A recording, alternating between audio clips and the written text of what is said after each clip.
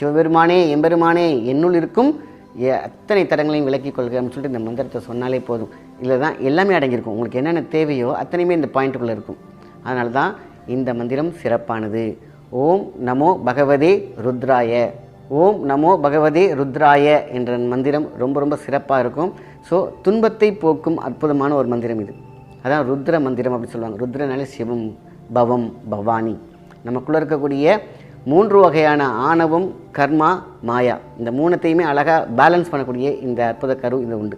இந்த கருப்பொருள் உருப்பொருவாக மாறி உயிராற்றலுக்குள்ளே உள்ளக்கூடிய கலைந்து உள்ளே செல்லும். ஓம் என்றால் பிரணவம், சக்தி. நமக்கு மனுஷனுக்கு எவ்வளோ சக்தி வேணாலும் கிடைக்கும். அதேமாரி ஓம் நம சிவாய, அதாவது நம்மளுடைய எல்லா வகையான சக்திகளையும் ஒருநிலைப்படுத்தக்கூடிய ஒரு சக்தி ஓம் நம சிவாய.